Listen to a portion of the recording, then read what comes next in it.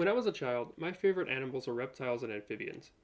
I spent countless hours collecting toads under the streetlights at night, chasing whiptails in the sun, racing to grab spiny lizards before they darted up the tree, all while seeking the holy grail of childhood herping snakes. Reptiles and amphibians just seemed to fit together. Of all the terrestrial chordates, they alone were cold blooded. They were discussed in tandem books and documentaries, and they were even lumped together under the scientific discipline of herpetology. Something about these magical creatures captivated my young mind. Years before I had met my first scorpion or tarantula, I had known my first love. Reptiles and amphibians tend to elicit extreme reactions in people. People seem to either hate, say, snakes or frogs, or love them with little middle ground. Collectively, reptiles represent some of the strangest and yet most familiar of all animal groups. Love them or hate them, everybody knows a snake when they see it. But reptiles are not limited to the modern familiar forms. They also include the famous dinosaurs that every young child spends a period obsessing over. But reptiles, as we normally think of them, are not so easily classified as cold-blooded, scaly things that aren't fish. To see why, we should start by looking at how reptiles were initially classed in the Linnaean system and how our understanding has grown over time. So join me as we explore life in endless forms most beautiful.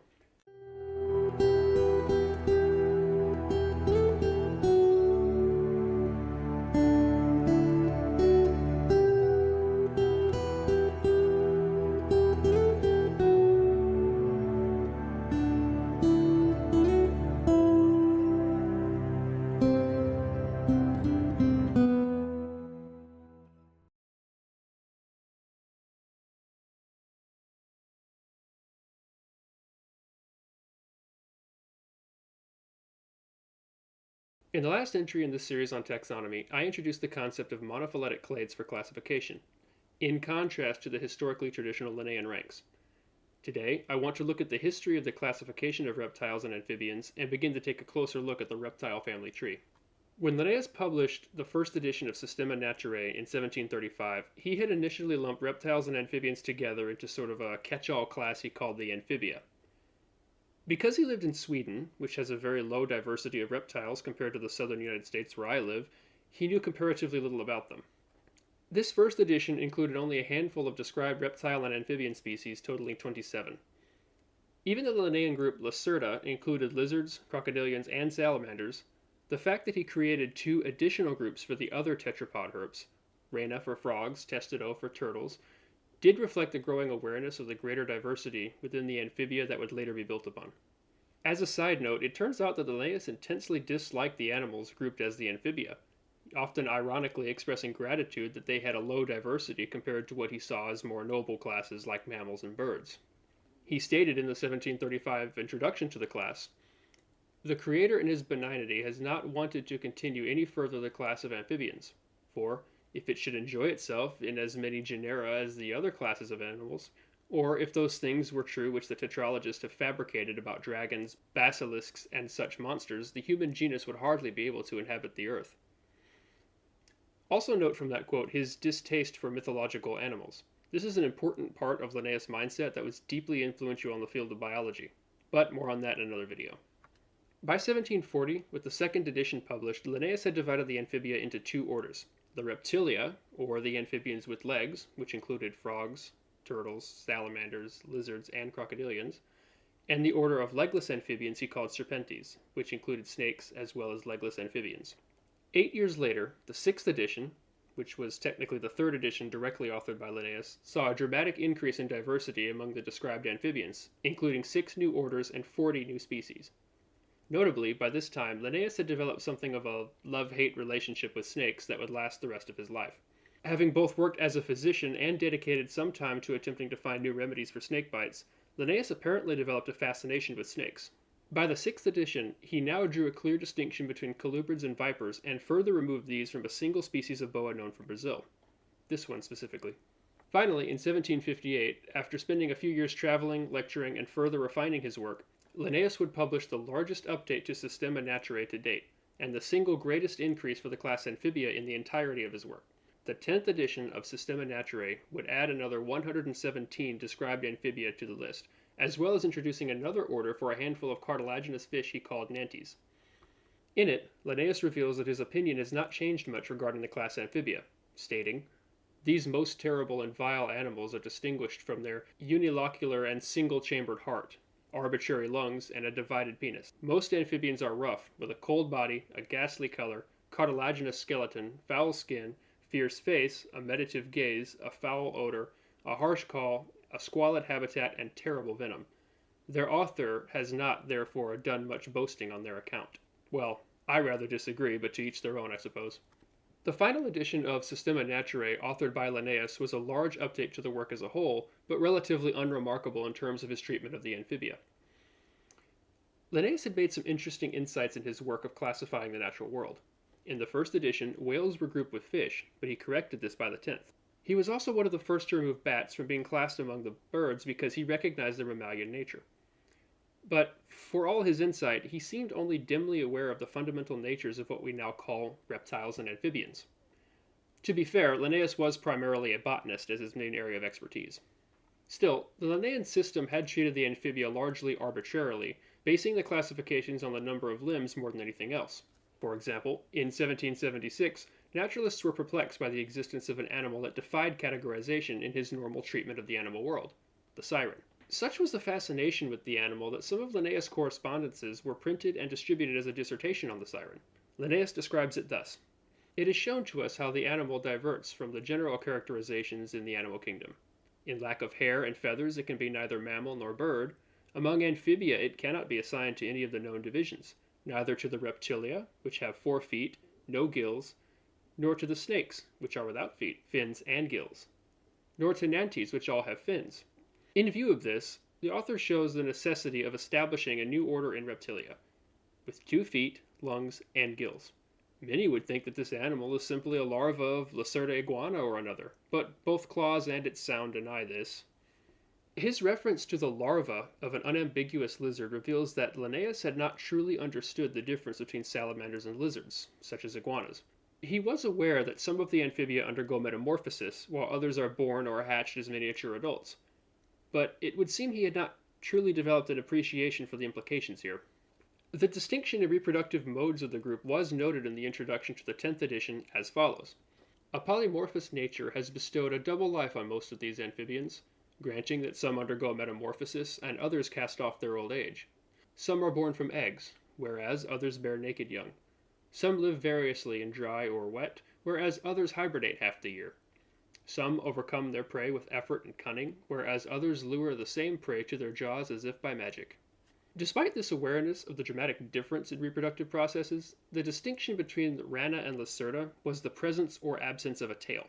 Ranids, or frogs, were naked, that is scaleless, and 4-legged and reptiles that also lacked tails. And Lacerta, defined as having 4 feet and tails, were collectively called lizards. In addition to what we call lizards today, this also included the crocodilians and salamanders. The latter were considered to be a subset of naked aquatic lizards with unarmed or unclawed feet. For all of his detailed and intricate descriptions, Linnaeus' treatment of the class Amphibia remained superficial.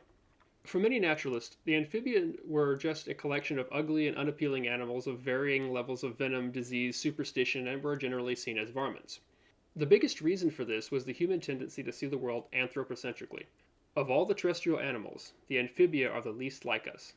Cold-blooded, not soft and cuddly like birds and mammals, they seem the most alien to us, despite being the majority of terrestrial chordate diversity. But it is the amphibia that have more to teach us about ourselves than any other animal group. In learning about them, we came to understand what we are, and to see our true place in the world. So, what does distinguish what we now call reptiles from amphibians? To answer this question, let's continue tracing the history of their classification. The name reptile derives from the Latin word for crawling or creeping. In Linnaeus' time, the name was interchangeable with amphibian. While Linnaeus used the name amphibian, it is important to keep in mind that reptile was the more popular term among French naturalists, but both referred to the class Amphibia during this period. At the beginning of the 19th century, a French geologist by the name of Alexandre Brongniart published a paper titled "Testing for a Natural Classification of Reptiles," in which he recognized the dramatic differences that set the frogs and salamanders apart from the rest of the reptiles, and he proposed a new name for them, Batracia.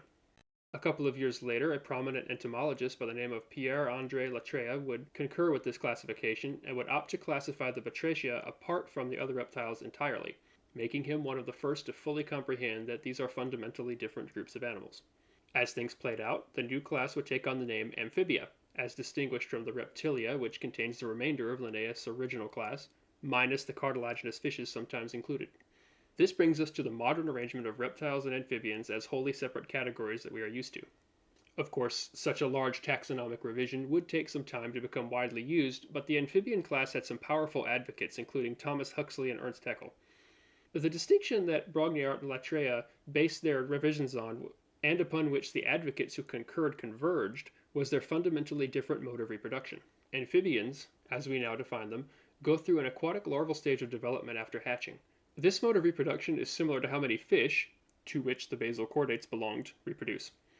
Reptiles, on the other hand, are able to bypass the larval foraging stage entirely. Instead, the embryo is able to develop inside the egg before hatching, thus reducing the threat of predation and removing the burden from the larva of needing to seek out its own food. This is made possible by the presence of a membrane called the amnion. The development of this trait made it possible to reproduce on land, far from the bodies of water that the amphibians depend on. More importantly, it is a trait shared with all other terrestrial chordates, minus the amphibians. This meant that the reptiles were more closely related to mammals and birds than to amphibians. This more insightful distinction in classification would find widespread acceptance among naturalists during the early 19th century. This gives us our familiar land animal groups: mammals, birds, reptiles, and amphibians. Things became more complicated with the emergence of paleontology around the beginning of the 19th century, and even more so by a series of developments in biology, culminating in the confirmation of common ancestry for the origin of species in the latter half of the century. With the discovery of the first dinosaurs and the budding field of embryology, the question was beginning to be asked what the relationships were between large taxonomic groups. The realization that the world hadn't always existed in its present form had come sometime earlier from the field of geology. But even in Linnaeus' time, it was beginning to be recognized that the same was true of the network of life as well. Linnaeus himself became suspicious of the assumption of the fixity of species, or more correctly, the fixed number of species, as he experimented with plant hybrids near the end of his life. He famously left out a line from his observations in the introduction to the 12th edition of Systema Naturae, which had assumed a constant number of extant species.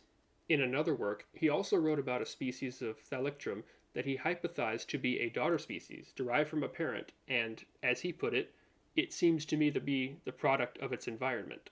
The conversation about evolution would become a hot topic among naturalists, leading up to the point when Charles Darwin and Alfred Russel Wallace, building upon the work and insights drawn by others like them, would finally solve the puzzle of the primary mechanism of evolution. It was already known in the 19th century that some species had existed in the past that do not presently exist. This raised the question of how these extinct animals should be classified, which would have been a straightforward task had it not been for one thing. Many of these paleo creatures belong to groups that do not exist now. Try to picture this. Naturalists of the time were well familiar with the modern classes of tetrapods: birds, mammals, reptiles, and amphibians. But as more paleofauna were discovered, the question, which group is it, had to be answered with none of the above. The implications were staggering and stranger than previous conceptions of the world's history. A similar thing had happened to Linnaeus with the siren, but it seems he was content to simply create a new category for the animal without stopping to wonder why or how such a thing existed in the first place. At least, publicly. However, this approach of creating a new category to accommodate each new type of creature would never work for the early paleontologists. This was far from a handful of animals like the siren or a platypus. These were entire ecosystems of unknown groups. The number of new classes needed would render the ranked Linnaean system far too unwieldy and awkward for any practical use. This is the reason for the use of monophyletic clades in lieu of ranks today. As the extinct species were examined and catalogued, it quickly became apparent that many of them had reptilian characteristics, but that they were not anatomically modern reptiles. Stranger still, some of these vaguely reptilian creatures appeared in the lineage leading to mammals. This meant that vaguely reptilian traits were basal to the amniotes. Even more intriguing was the discovery that the most famous of extinct animals, the dinosaurs, were not entirely cold-blooded. What's more, some of the more derived forms even had feathers. This meant that the ancestors of birds were also reptilian. At this point, it was becoming apparent that reptile was a poorly defined category. It served as a leftovers pile for the amniotes after the mammals and birds were named. Reptile just meant an amniote that isn't a bird or mammal. Reptiles were defined not by what they are so much as by what they are not. They were the default for amniotes that did not belong to any better defined category. The realization that reptiles are actually several distinct lineages, but more closely related to each other than to mammals, seems obvious in retrospect. Snakes and lizards have so much in common that are so closely related that they pair together quite naturally, and in fact they form a clade together. Crocodilians share a number of characteristics with them, and while they certainly are not lizards, they are obviously related. But one group of reptiles, as historically defined, was always different. The testudines have a hardened carapace that forms a shell, which encases most of their body. This is a trait entirely unique to them among the amniotes. Additionally, much of their skin lacks the scales typical of classical reptiles. The reptiles were initially expanded to include the newly discovered dinosaurs and other non-dinosaur paleofauna, such as pterosaurs and ichthyosaurs. The definition of reptile would see several revisions during the following decades leading into the 20th century. One thing was clear by the mid-19th century. Mammals, reptiles, and birds were all united by the amniote egg, thus revealing that amphibians were the outlier, representing a more basal state of terrestrial animals, with the reptilian traits representing the next stage of development. A clear distinction was found between the ancestors of mammals and reptile-ish things. A synapomorphic trait that distinguishes the line leading to mammals from the rest of the known fossils at the time was the presence of a single temporal fenestra, which is an opening in the skull behind the ocular socket. The vestige of this are the temples of your skull today.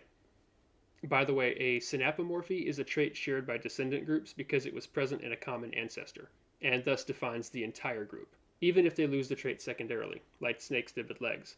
They are still tetrapods because their ancestors were. In 1863, paleontologist Thomas Huxley coined the term theropsids, or beast-faced animals, and sauropsids, lizard-faced animals, to describe each side of the tree. Although some of the early specimens on the mammal side of the tree were included with the sauropsids in these early days, we were finally on the right track. Around the turn of the 20th century, as more fossils were found, our understanding of vertebrate evolution improved dramatically. By this time, the resolution of the therapsid-sauropsid split was understood in much greater detail, and the name synapsid was now widely used to describe the mammal side of the fork. All extant sauropsids are part of a subgroup called the diapsids. They are defined as having developed two temporal fenestra. This includes all birds, snakes, lizards, crocodilians, and most likely turtles as well. The diapsid tree has a fork early in its development, separating two broad groups of reptile things, the lepidosaurs on one side and the archosaurs on the other.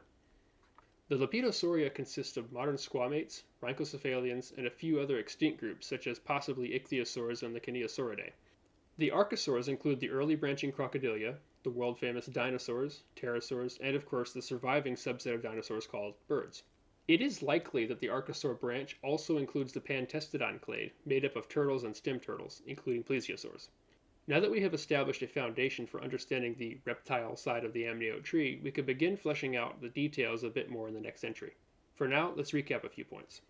Remember that modern taxonomy seeks to create monophyletic groups, or a group that is defined by synapomorphies inherited from a common ancestor, and that includes that ancestor and all its descendants.